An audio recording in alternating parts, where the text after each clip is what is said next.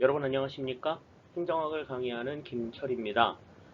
한 주간의 학습 내용을 문제로 확인해보는 주간 행정학 그 7번째 시간의 문을 열겠습니다. 지난주부터 저희가 조직이론에 대한 내용들을 살펴보고 있죠. 상당히 많은 내용들을 한꺼번에 여러분들이 이해하시느라 상당히 좀 바쁜 그런 나날들을 좀 보내고 있지 않나 이런 생각이 듭니다. 설명한 내용들도 많았고 또 설명한 내용들이 많다 보니까 좀 혼란스러운 부분들도 조금 많이 있는 것 같고요.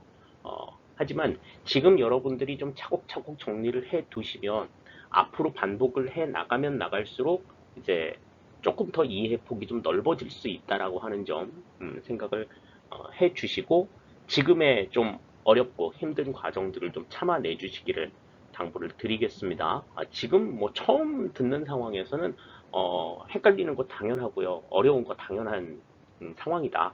이거는 뭐 나만 겪는 일은 아니다. 라고 하는 것 항상 생각해 주시고 그냥 고립돼서 여러분들이 그냥 생각하시면 그냥 나만 힘든 것 같고 나만 모르는 것 같고 이제 그렇게 생각이 들 수 있는데 그렇지 않다라고 하는 것 제가 장담하듯 말씀을 드릴 수 있습니다. 그러니까 용기 잃지 마시고 기운 빠졌다라고 하면은 다시 한번 기운 차려주시기를 바랄게요. 지난주에는 우리가 이제 조직 구조에 대한 내용들, 그리고 조직 행태에 대한 내용들을 중심으로 해서 우리가 내용들을 좀 살펴봤었는데요. 그와 관련된 열 문제가 오늘도 준비가 되어 있습니다. 그러면 첫 번째 문제부터 우리가 차근차근히 한번 이해를 해 보도록 하시죠. 문제 1번부터 살펴보도록 하겠습니다. 1번 문제 보겠습니다. 다음 중 유기적 조직 구조의 조직 특성에 해당하지 않는 것은 그랬습니다. 우리가 번스와 스토커의 조직 구조 모형 구분에 있어서는 기계적 구조와 유기적 구조의 구분, 이것을 좀 잘 해두셔야 된다라고 말씀을 드렸었어요. 그래서 기계적 구조 같은 경우에는 예측 가능성을 장점으로 하고 있고 유기적 구조는 적응성을 장점으로 하고 있다라고는 말씀드렸었고, 그리고 조직 특성이나 상황 조건과 관련된 내용들에 있어서는 기계적 구조와 유기적 구조 둘 중에 하나만 기억해 두시고 나머지는 그 반대다라고 이해를 해 두시면 훨씬 이해가 조금 빠를 거다라는 말씀을 드렸었습니다. 자, 그러면 유기적 조직 구조의 특성에 해당하지 않는 것을 골라라. 그랬으면 이제 하나는 기계적 구조의 특징이라고 볼 수가 있겠죠. 자, 그러면 1번. 넓은 직무 범위. 이거는 유기적 구조의 특성이 맞는 이야기입니다. 기계적 구조는 좁은 직무 범위를 가지고 있죠. 다음 2번. 분화된 채널. 채널이 굉장히 분화된 것이 이제 유기적 구조의 특성이에요. 여기서 분화된 채널이라고 하는 얘기는 다시 말해서 무슨 얘기냐면 이 권한이 권한이 집중되어 있지 않고 분산이 되어 있다라고 하는 것을 의미한다. 이렇게 생각을 하시면 되겠습니다. 다음에 이제 세 번째, 분명한 책임 관계. 분명한 책임 관계는 이거는 기계적 구조의 특성이죠. 유기적 구조의 특성은 이제 모호한 책임 관계를 특성으로 하고 있다라는 걸 생각해 두시면 될 것 같고요. 다음에 4번, 비공식적이고 인간적인 대면 관계. 이 역시도 유기적 구조에서 강조를 하는 내용이다. 기계적 구조에서는 공식적이고 몰인간적인 대면 관계를 강조한다라고 하는 걸 생각하실 때 1번의 정답은 여기서는 3번이 정답이 되는 것 확인을 하실 수 있겠습니다. 교재에도 나와 있는 기계적 구조와 유기적 구조의 비교표, 이 내용들을 바탕으로 해서 기계적 구조의 특성과 유기적 구조의 특성을 보다 조금 더 명확하게 정리를 해두시기를 당부를 드릴게요. 1번 정답, 3번이 되겠습니다. 2번입니다. 다음 중 매트릭스 구조에 대한 설명으로 옳지 않은 것은 그랬습니다. 매트릭스 구조 같은 경우에는 맨 처음에 우리가 뭐라고 말씀드렸어요? 기능 구조와 사업 구조의 화학적 결합을 시도한 조직 구조다. 그러니까 화학적 결합이라고 하는 건 뭐라고 말씀을 드렸죠? 분리할 수 없는 속성이 다른 두 가지의 내용이 분리할 수 없는 하나의 상태로 결합이 된 이 같은 상황을 우리가 매트릭스 그 화학적인 결합이다라고 말씀을 드렸는데 이 매트릭스 구조가 기능 구조와 사업 구조의 화학적 결합을 시도한 그러한 구조의 내용이다. 이렇게 우리가 생각할 수 있다 그랬습니다. 그러면 매트릭스 구조에 대한 설명을 옳지 않은 것 한번 보시죠. 1번. 기능 구조와 사업 구조의 화학적 결합을 시도하는 조직 구조이다. 이거는 매트릭스 구조의 그 정의와 맞는 이야기가 되겠죠. 1번은 맞는 이야기가 되겠고, 다음 2번. 기능 부서의 통제 권한의 계층은 수평적. 사업 부서 간 조정 권한의 계층은 수직적인 이원적 권한 체계를 특징으로 한다. 이 이원적 권한 체계가 이 매트릭스 구조의 특징이라고 말씀을 드렸죠. 그래서 단점 중에서도 이 이원적 권한 체계 간에 충돌이 발생을 하게 되면 이제 좀 걷잡을 수 없어진다. 이제 그런 말씀을 드렸었는데, 자, 여기서 보시면 이제 기능 부서의 통제 권한의 계층은 수평적이다라고 얘기를 했는데, 지금 우리 그 매트릭스 구조의 구조표를 보셔도 아시겠습니다만은, 기능 부서의 통제 권한의 계층은 수평적이 아니라 수직적입니다. 그리고 사업 부서 간 조정 권한의 계층은 수직적이 아니라 수평적인 권한 체계를 가지고 있죠. 그래서 이제 이원적 권한 체계예요. 지금 이번의 내용은 지금 수평적과 수직적의 위치가 반대로 지금 되어 있다라고 하는 걸 생각하실 수가 있겠습니다. 따라서 기능 부서의 통제 권한의 계층은 수직적이고 사업 부서 간 조정 권한의 계층은 수평적인 이원적 권한 체계를 특징으로 한다. 이렇게 이야기해야 맞는 이야기가 되는 거죠. 2번이 틀린 이야기 같아요. 다음 3번. 신축성과 적응성이 요구되는 불안정하고 급변하는 조직 환경에 효과적이다. 그렇죠? 다음 4번. 갈등 해결에 요구되는 시간과 노력이 지나치게 많이 든다. 왜? 구성 자체가 다르니까. 아까 얘기했지만 그 이원적 권한 체계에 갈등이 발생했을 때 이 갈등을 조정하기 위해서 상당히 물리적으로나 좀 정신적으로 자원이 굉장히 많이 투입이 된다. 이제 이렇게 설명을 드렸었습니다. 따라서 지금 매트릭스 구조에 대한 설명을 옳지 않은 걸 골라라 그러면 2번이 정답이 되겠어요. 그러니까 시험 문제를 간혹 보다 보면 이렇게 글자 하나 위치 바꿔놓은 걸 가지고서 이렇게 좀 여러분들을 괴롭히는 그런 문제들이 상당히 좀 많이 등장을 한다라고 하는 것 생각을 해두시고 그런 부분들까지 좀 세심하게 여러분들이 좀 살펴보실 필요가 있을 것 같아요. 지금 겉으로 딱 봤을 때는 이게 답이 없어 보이기도 하고 이게 그렇거든요. 그렇다라고 하면 조금 더 꼼꼼하게, 조금 더 세심하게 여러분들이 문제를 좀 확인해 보시는 그러한 노력 있어야 될 거라는 생각이 듭니다. 이번에 정답 2번이 되겠네요. 다음 3번입니다. 다음 보기 중 네트워크 구조의 특징에 해당하는 것만으로 묶인 것은 그랬습니다. 네트워크 조직 같은 경우에는 이제 핵심적인 업무만 조직의 본부에서 시행을 하고 나머지 부수적인 업무들은 외부의 전문가들을 영입해서 아웃소싱하는 그러한 조직 체계다라고 말씀을 드렸어요. 굉장히 유기적인 성향이 강한 데프트의 조직 구조 모형 가운데서 유기적 구조의 성향이 강한 그런 조직 구조라고 생각을 할 수 있겠습니다. 자, 그러면 지금 6개의 지금 내용이 지금 나와 있는데 각각의 내용 가운데에서 이제 네트워크 구조의 특징에 해당하는 것만으로 묶인 것은 뭐가 있느냐? 자, 기억부터 보시죠. 최저 비용으로 최고 품질의 자원을 이용할 수 있다. 이거는 네트워크 구조가 가지고 있는 굉장히 경제성을 이야기하고 있는 거죠. 그죠? 최고 품질의 자원을 굉장히 경제적으로 활용을 할 수 있다라는 거죠.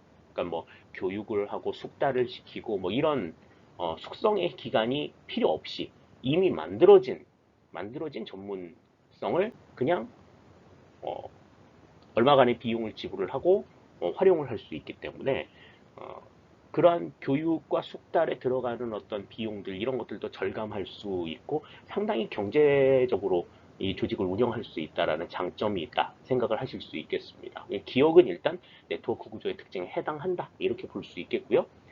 다음에 니은 구성원의 충성을 기대하기 어렵다 그랬습니다. 그렇죠. 특히 또 이 외주 업체들, 아웃소싱 했던 부수 업무를 담당하는 외주 업체들은 계약 관계, 본부와 계약 관계로 형성이 되어 있기 때문에 굉장히 좀 불안한 동거를 하고 있는 상황이다. 근처에서 조금 더 나은 조건 제시하면 바로 헤어질 수 있는 그런 준비가 되어 있는 그런 단계라고 볼 수가 있겠죠.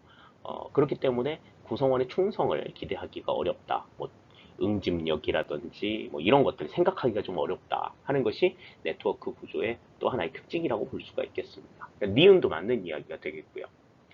다음에 디귿부입니다. 부서 간 경계가 없어 개인들은 조직 전체 관점에서 업무를 이해한다. 그런데 부서 간의 경계가 없어서 조직 전체의 관점에서 업무를 이해하게 되는 것은 이거는 수평 구조가 가지고 있는 장점에 해당이 되죠. 그렇기 때문에 디귿은 네트워크 구조의 특징이라고 보기 어려울 것 같습니다. 다음, 리을. 조직 경계가 모호하여 응집성 있는 조직 문화를 기대하기 어렵다 그랬습니다. 그러니까 조직의 경계를 이 본부로만 봐야 될 것인지 아니면은 외주 업체들까지 전부 다 아울러서 생각을 해야 될 것인지 여기에 대한 기준이 조금 모호하기 때문에 아까도 말씀을 드렸지만 구성원의 충성을 기대하기도 어렵고 그 다음에 그렇기 때문에 응집성 있는 문화 이런 것들을 생각하기도 어렵다라고 하는 게 네트워크 구조의 특징이라고 볼 수가 있겠죠. 리을은 이제 네트워크 구조의 특징에 해당된다고 볼 수가 있어요. 다음, 미음. 환경 변화에 신축적이고 신속한 대응이 가능하다 그랬습니다. 그러니까 이 환경 변화에 신축적이고 신속한 대응이 가능하다라고 하는 거는 이거는 유기적 구조의 성향이 강하면 강할수록 그게 나타날 수 있는 상황들이죠. 그렇기 때문에 이 역시도 네트워크 구조의 특징에 해당이 된다고 볼 수가 있어요. 랩트의 조직 구조 다섯 가지 가운데서 이 내용의 환경 변화에 신축적이고 신속한 대응이 가장 뛰어난 구조가 바로 이 네트워크 구조다. 이렇게 생각을 하셔도 될 것 같습니다. 다음에 미음. 미음 그래서 이제 맞는 이야기가 되겠고 다음 비읍. 산출물별 생산 라인의 중복으로 규모의 경제 실현이 곤란하다 그랬는데 산출물별로 생산 라인이 중복되어 있다라고 하는 것은 여러분들 잘 아시다시피 사업 구조의 특징이죠. 그러니까 규모의 경제 실현이 곤란하다라고 하는 것은 사업 구조가 지니고 있는 단점이다. 이렇게 우리가 생각할 수 있겠습니다.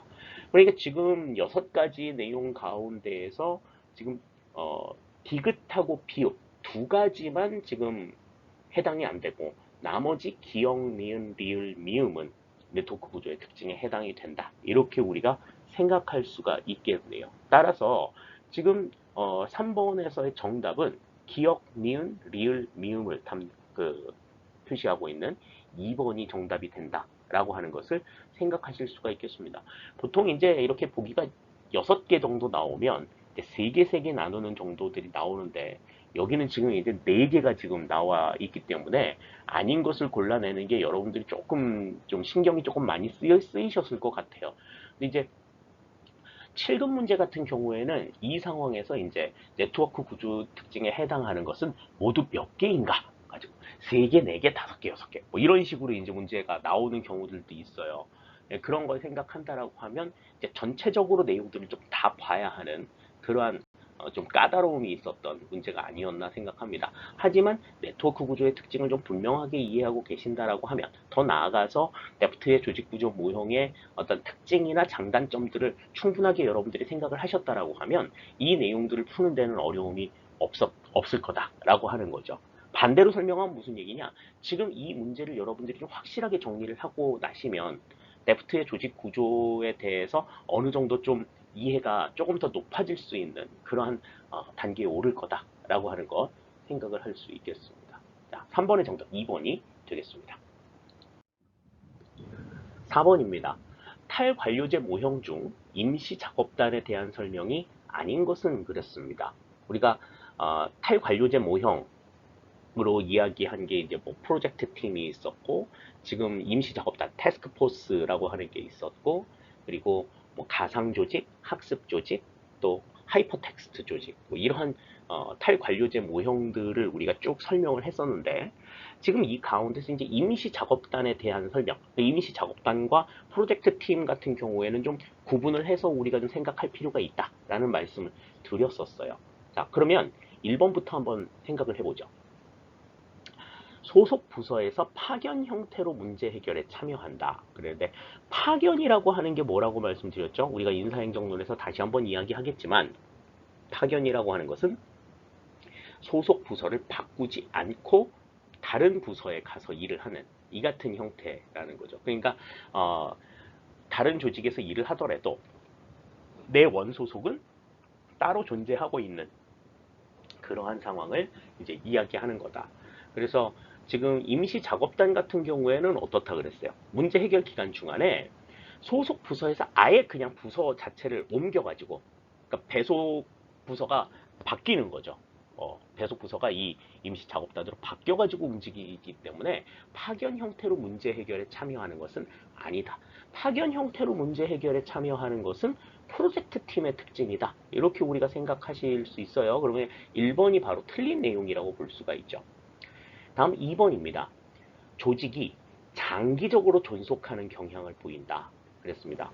그러니까 이 임시 작업단 같은 경우에는 그 업무가 끝나고 나면 원래의 부서로 돌아갈 것인지 아니면 새로운 과업을 부여받을 것인지를 결정할 수 있단 말이죠. 따라서 목적이 달성이 되었다 하더라도 이 조직이 자연적으로 뭐 소멸이 되거나 해산이 되지 않고 다른 어떤 과업들을 수행할 수도 있는 그러한 특징들을 가지고 있기 때문에 조직이 장기적으로 존속하는 경향을 보인다. 이거는 이제 목적을 달성하면 자연적으로 해산이 되는 프로젝트 팀하고는 좀 구분이 되는 태스크포스의 특징이다. 이렇게 우리가 말씀을 드렸었습니다. 따라서 2번은 맞는 이야기가 되겠고, 다음 3번. 특별 업무를 수행하기 위해 임시로 편성된다. 그렇죠? 이거는 이제 태스크포스의 하나의 특징이라고 생각하실 수 있겠고, 다음 4번. 1인의 장이 조직을 지휘하는 계층제적 형태를 지닌다. 아까 1번에서 파견이 아니라 소속 부서가 변경이 되는 상황이라고 이야기했기 때문에 이것은 계층제적인 형태를 지닐 수 있는 거다. 이렇게 말씀을 드렸었어요. 따라서 4번에서의 정답은 1번이 정답이 된다. 1번의 내용은 임시작업단 태스크포스가 아니라 어디다?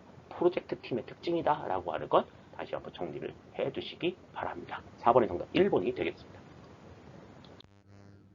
5번입니다. 다음 보기 내용에 해당하는 조직 구조는 그랬습니다. 보기 내용을 보시죠. 관료제의 장점과 프로젝트 조직의 장점을 함께 묶은 조직 구조이다. 두 번째, 지식의 창조와 활용 및 축적을 심화시킨다. 다음, 세 번째, 중간 관리자가 주도하는 미들업 다운 관리 방식을 취한다. 그랬습니다. 탈관료제 조직 모형 중에서 이제 하나의 내용이죠. 그래서 관료제와 프로젝트 조직을 합쳐서 관료제가 가지고 있는 그 다음에 뭐 효율성, 효용성과 프로젝트 조직이 추구하는 창의성 이게 이제 좀 상반되게 지금 나오고 있어서 그러니까 둘을 같이 취할 수 있는 상황이 아니어서 이 둘을 같이 취하기 위해 이 둘의 장점을 함께 묶은 그런 구조를 이제 무엇이라고 이야기하느냐 하는 거예요. 그래서 지식의 창조나 활용 여기에는 이제 프로젝트 조직의 성향을 좀 가지고 있고 그 다음에 이 축적 그 지식의 축적을 관리하는 데 있어서는 관료제의 성향을 조금 취한다 이런 말씀을 드렸습니다. 그리고 무엇보다 이제 그 미들 업다운 방식 중간 관리자를 바탕으로 해가지고 위아래 상하의 그 어떤 가교 역할을 담당하는 중간 관리자가 굉장히 중요한 역할을 담당하는 이 미들 업다운 관리 방식 요 하나만 생각을 해두고 있어도 이 조직이 무슨 조직이다라고 하는 것을 분명하게 인지할 수 있다라고 말씀을 드렸는데 그러면 여기서는 이제 정답이 뭐가 될까요? 네, 4번의 하이퍼텍스트 조직이다. 이렇게 우리가 생각하실 수 있겠습니다. 가상 조직 같은 경우에는 이제 전문가들을 중심으로 이제 온라인상에서만 이제 움직이는 그러한 조직의 형태를 이야기하고 있다 하는 것 생각하셔야 되겠고 다음에 학습 조직 같은 경우에는 어때요? 문제를 해결하는 방식을 미리 딱 알고서 들어가는 것이 아니라 그 문제를 해결하기 위한 그 경로를 하나하나씩 탐색해 가면서 문제 해결에 이르는 그러니까 조직 구성원 전체가 이 문제 해결하는 방식에 대한 학습에 참여하게 되는 이러한 조직이다라는 말씀 드렸었죠. 다음 프로젝트 팀 같은 경우에는 아까 우리가 임시작업단 태스크포스 설명을 하면서 같이 설명을 드렸기 때문에 여기서 따로 이제 말씀을 드리지는 않을게요.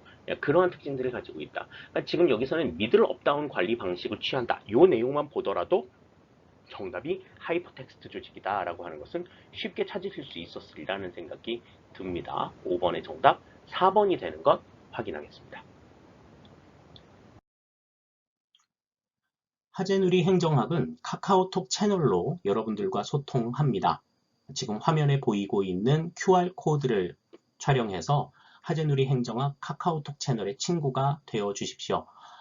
공무원 시험을 위한 다양한 행정학 컨텐츠를 우리 여러분들 만나보실 수가 있습니다. 지금 우리가 함께 했던 주간 행정학은 물론 앞으로 살펴보게 될 여러 가지 기출 문제들에 대한 내용들도 또 수업에서 다루지 않는 여러 가지 행정학과 관련된 이야기들 카카오톡 채널에서 여러분들과 함께 나누도록 하겠습니다.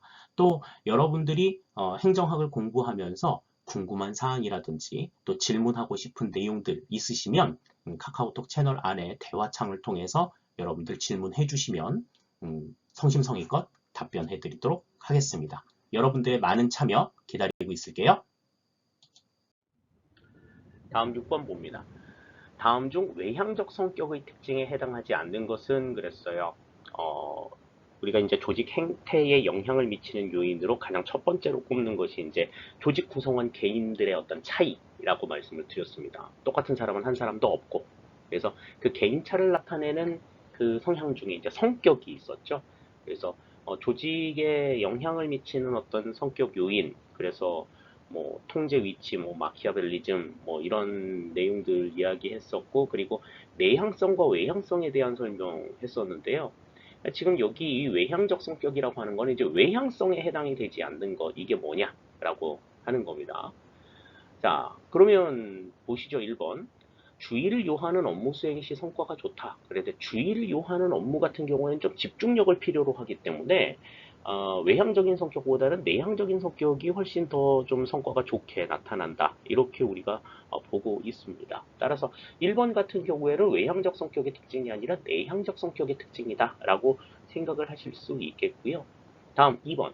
다른 사람과 어울려 일하기를 좋아한다. 그러니까 사람들이 좀 많이 있는 곳에서 좀 성과가 좀 높은 것이 외향적 성격의 특징이라고 볼 수 있겠고, 다음 3번. 외적으로 자극을 받을 때 열심히 일한다. 반면에 외적으로 자극이 그렇게 크지 않으면 대충 그냥 뭐 이렇게 좀 기운 빠져서 이렇게 그냥 열성을 보이지 않는 그런 모습들을 보인다. 이 외향적 성격이 이제 그런 특징을 가지고 있다고 얘기를 했고, 다음 생각보다 말을 많이 한다. 말 많은 거, 이거는 이제 외향적인 성격의 가장 대표적인 특징이라고 볼 수 있다. 내향적 성격 같은 경우에는 2, 3, 4번의 내용은 이제 서로 반대되는 상황이라고 보시면 되겠죠. 예, 그래서 혼자 있기를 좋아한다든지, 그 다음에 어떤 내면의 어떤 만족, 이런 것으로 굉장히 충분하다. 이렇게 생각하고, 또 말수도 굉장히 적고, 그리고 생각이 굉장히 많아요. 말보다 생각이 더 많은 그런 성향이 이제 내향적 성격의 특징이다. 이렇게 우리가 생각하실 수 있겠습니다. 따라서 6번의 정답은 여기서는 1번. 1번의 성격은 1번은 이제 내향적 성격의 특징에 해당이 된다. 이렇게 우리가 정리를 해 두시죠. 7번입니다. 다음 보기 중 매슬로우의 욕구 계층론과 구별되는 엘더퍼의 ERG 이론의 특징으로 묶인 것은 그랬습니다. 매슬로우의 욕구 계층 이론하고 구별이 되는 엘더퍼의 ERG 이론의 특징은 두 가지로 우리가 생각을 할 수 있다고 말씀을 드렸었어요. 첫 번째의 내용은 이제 복수의 욕구가 한꺼번에 나타난다. 그러니까 두 가지 이상의 욕구가 한꺼번에 발현이 된다라고 하는 것이 이 매슬로우는 이제 한 가지 욕구만 등장한다고 발현이 된다고 말했던 것과는 조금 차이가 있다라고 생각을 할 수 있을 거고요. 두 번째로는 매슬로우 같은 경우에는 욕구가 전진하고 상향된다라는 것만 생각했었는데, 지금 이 엘더퍼 같은 경우에는 후진 퇴행하는 것까지 인정을 했다라고 하는 점에 있어서 매슬로우의 욕구계층 이론을 한층 조금 발전시킨 그러한 형태다. 우리가 이제 이렇게 정리를 하고 있습니다. 자, 그러면 보기 내용 보시죠. 기억 보시면 인간의 기본적 욕구를 계층별로 구분하였다. 이것은 매슬로우의 욕구 계층 이론과 그 다음에 엘더퍼의 ERG 이론이 공통적으로 가지고 있는 공통점이죠. 네. 뭐 이것 때문에 뭐 엘더퍼의 이론이 매슬로우보다 더 낫다 이런 얘기를 하지는 않습니다. 기억의 내용은 이제 엘더퍼의 이론과 매슬로우의 이론이 공통적으로 입장을 같이 하고 있는 요소다. 이렇게 우리가 생각하시면 되겠어요. 다음엔 니은. 두 가지 이상의 욕구가 동시에 작용하여 하나의 행동을 유발한다. 이것이 이제 엘더퍼의 ERG 이론이 매슬로우의 이론보다 한 단계 조금 더 진일보했다라고 평가받는 이유 중에 하나죠. 다음 디귿. 욕구 좌절로 인한 욕구의 후진적, 하향적, 퇴행을 제시하였다. 이것도 이제 엘더퍼의 ERG 이론이 매슬로우 이론보다 좀 낫다라고 이야기하는 내용이라고 볼 수가 있겠습니다. 다음에 리을.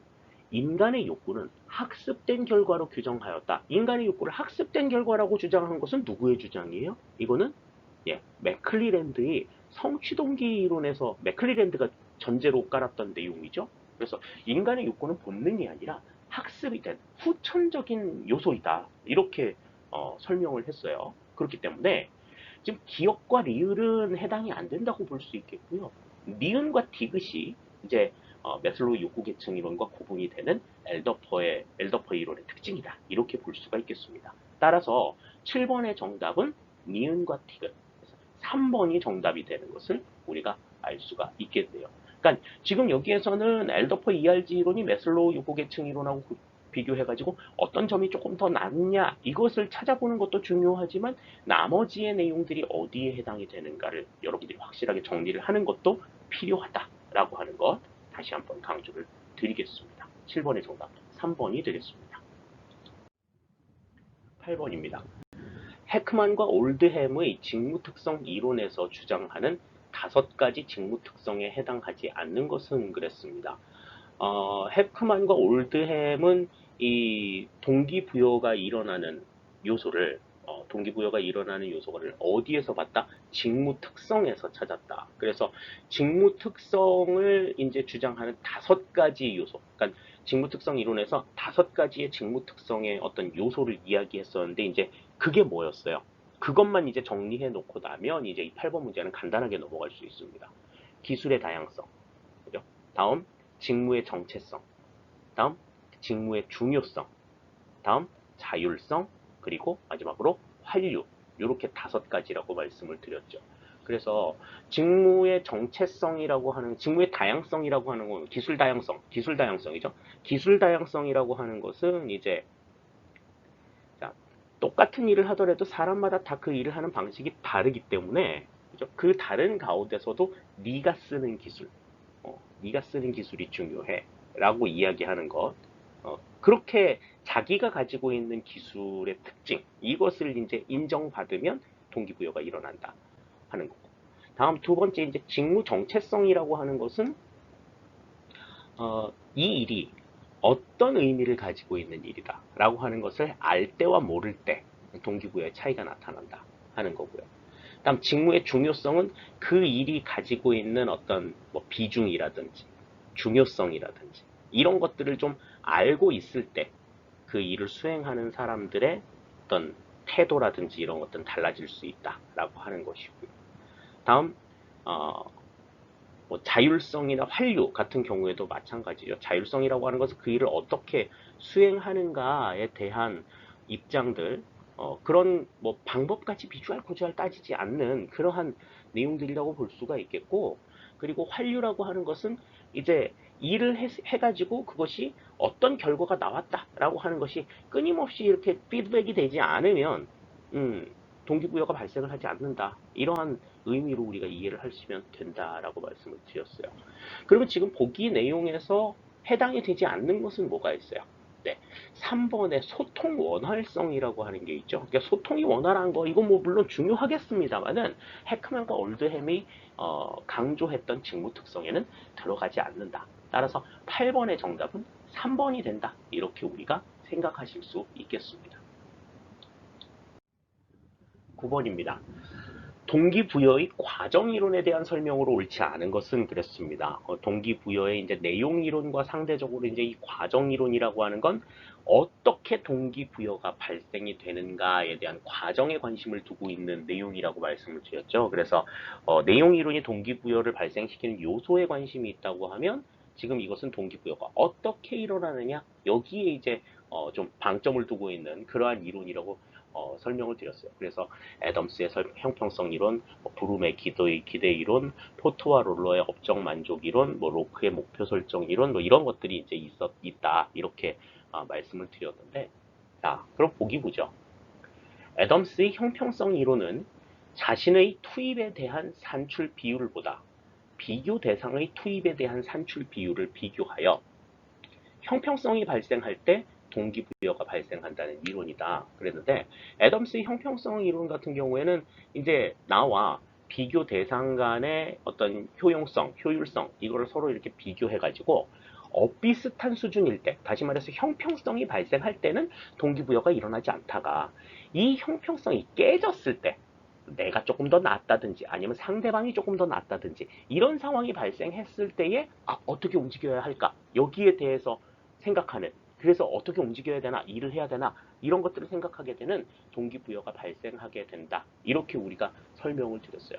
따라서 지금 여기에서는 형평성이 발생할 때가 아니라 불형평성이 발생할 때 이렇게 우리가 써야 맞는 이야기가 되는 거죠. 이 1번이 여기서는 틀린 내용 같아요. 다음 2번 브룸의 기대 이론에서 유의성이란 개인이 원하는 특정한 보상에 대한 선호의 강도를 의미한다. 그러니까 그 보상이 얼마나 매력적이냐 이게 이제 유의성을 나타낸다라고 하는 거죠. 그러니까 그 보상이라고 하는 것이 의미가 있어야 한다. 그런 얘기를 했었죠. 그래서 맨 마지막에 나와 있는 보상에 대한 만족 이것이 이제 유의성이다. 2번 맞는 이야기가 되겠고요.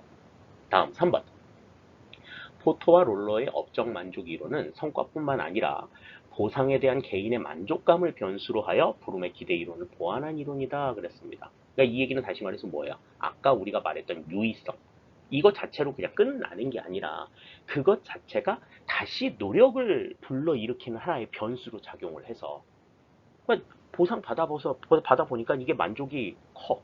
그러니까 이거 보상 받아보니까 좋더라. 더 해봐야지. 이런 생각이 들게 만든다라는 거죠. 그러니까 단순하게 그냥 그 요소들, 기대감, 수단성, 유의성의 만족, 유의성의 합, 이걸 가지고 그냥 동기부여가 발생한다. 이렇게 보는 것에서 그치지 않고 그것이 다시 노력을 불러일으키는 하나의 요인으로 작용한다. 이렇게 설명해서 브룸의 기대 이론의 내용을 보완했다라고 하는 평가를 받습니다. 3번 맞는 이야기가 되겠고요. 다음 4번. 로크의 목표 설정 이론은 동기 이론 중 가장 많이 연구된 가장 타당성 있는 이론으로 평가되고 있다. 이건 내용에서 설명하면서 말씀드렸어요. 우리가 가장 많이 사용해본 내용이라고. 그래서 뭐 과목별로 시험 점수를 몇 점으로 하겠다라고 목표를 세우는 거, 이런 것들이 이제 다 여기에 해당이 된다고 말씀을 드렸죠. 그래서 가장 많이 연구가 됐고 가장 타당한 이론이다라고 하는 것 생각을 하실 수 있겠습니다. 따라서 9번의 정답은 여기서는 옳지 않은 걸 골라라 해서 1번이 여기서는 틀린 내용이다. 형평성이 아니라 불형평성이 여기엔 들어가야 맞는 얘기다라고 하는 것 기억해 두시면 좋겠네요. 9번의 정답 1번이 되겠습니다. 다음 10번입니다. 스키너의 강화 이론 중 유쾌한 사건을 제거함으로써 행동의 감소를 유발하는 형태의 강화는 그랬습니다.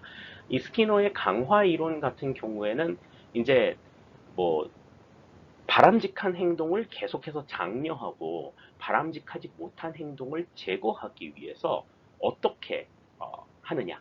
그래서 유쾌한 사건을 첨가하거나 제거하는, 불쾌한 사건을 첨가하거나 제거하는 이 같은 방식을 통해서 행동의 증가와 감소를 나타내는 강화 이론의 한 내용이다. 강화 이론은 우리가 다른 말로 학습 이론이라고도 이야기를 하죠. 그래서 칭찬이 학습이 되면 칭찬 받으려고 계속 좋은 행동을 더 하려고 할 거고, 처벌을 받으면 그 처벌이 학습돼서 그 처벌 받는데 기인이 됐던 행동들은 안 하려고 하는 생각이 들 거다라고 하는 거죠. 그래서 유쾌한 사건을 첨가하는 것을 우리가 긍정적 강화라고 얘기했고, 그 그 다음 유쾌한 사건을 제거하는 것을 소거라고 얘기했고, 불쾌한 사건을 첨가하는 것을 처벌이라고 이야기했고, 불쾌한 사건을 제거하는 것을 부정적 강화라고 이야기했었습니다.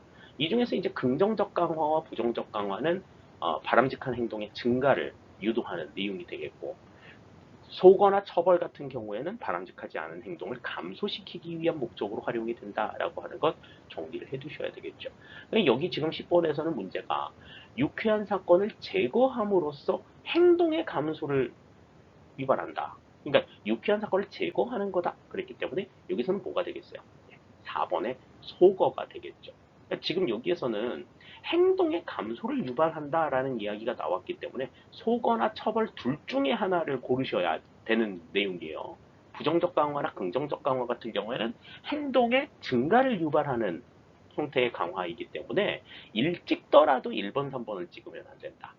무슨 얘기인지 아시겠죠? 그러니까 행동의 감소를 유발하는 형태의 가운데에서 유쾌한 사건을 제거함으로써 행동의 감소를 유발하는 것은 4번의 소거가 된다. 이렇게 우리가 정리해 두시면 되겠습니다. 10번의 정답은 4번이 되는 것 알 수가 있겠네요. 네, 이렇게 해서 조직이론의 내용들, 10문제의 내용을 우리가 같이 풀어봤어요. 조직 구조와 조직 행태와 관련된 내용들을 우리가 정리를 해봤는데, 조직 이론에 대한 내용들 뭐 상당히 많다라고 뭐 시작에서도 말씀을 드렸습니다만은 굉장히 내용들이 많습니다. 그래도 다음 주쯤 되면은 우리가 이제 이 조직 이론도 마무리를 지을 수 있을 거예요. 근데 이제 앞에서 봤었던 행정 이론이나 그다음 정책 이론보다는 상당히 좀 다루어야 할 이야기 생각하거나 좀 우리가 좀 봐둬야 될 내용들이 상당히 좀 많다라고 하는 거는 뭐 누차 지금 말씀을 드린 바이기는 합니다만 여러분들이 좀 느껴보시니까 어때요? 조금 많기는 많죠. 그래도 이전에 이렇게 막 이론이나 학자들의 이름만 막 계속해서 보는 것보다는 그래도 조금은 좀 재미가 있는 내용이 아닌가 개인적인 생각입니다. 제가 조직을 전공했기 때문에 그런 생각이 들 수도 있는데요. 조직 이론부터는 그래도 조금 이렇게 흥미로운 내용들이 상당히 좀 많이 나타난다라고 하는 점에서 여러분들이 가지고 있는 어떤 지루함이나 이런 것들이 조금은 좀 감소가 되지 않을까 하는 생각이 들어요. 네. 계속해서 여러분들 복습 많이 해주시고 또 그리고 궁금한 내용들에 대해서는 질문도 계속해서 해주시기를 바라겠습니다. 주간행정학 7번째 시간 이제 마무리 짓도록 하겠습니다. 날씨가 이제 점점 좀 쌀쌀해지고 있죠. 아침, 저녁으로 이제 공기가 상당히 많이 차가워져서 여러분들 이제 감기 걸릴 가능성도 굉장히 높아요.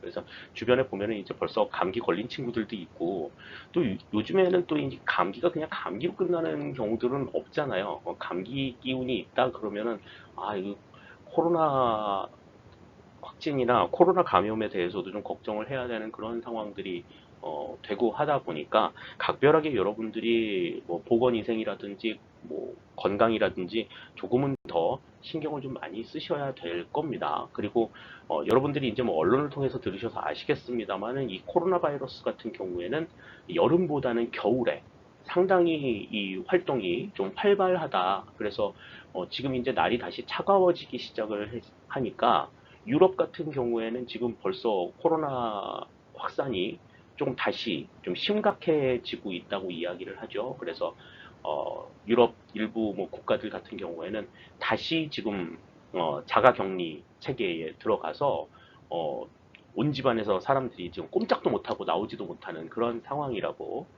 이야기를 듣고 있습니다. 그런 점에 비해서는 우리나라는 상당히 그래도 좀 자유롭게 다닐 수 있으니까 얼마나 다행이에요.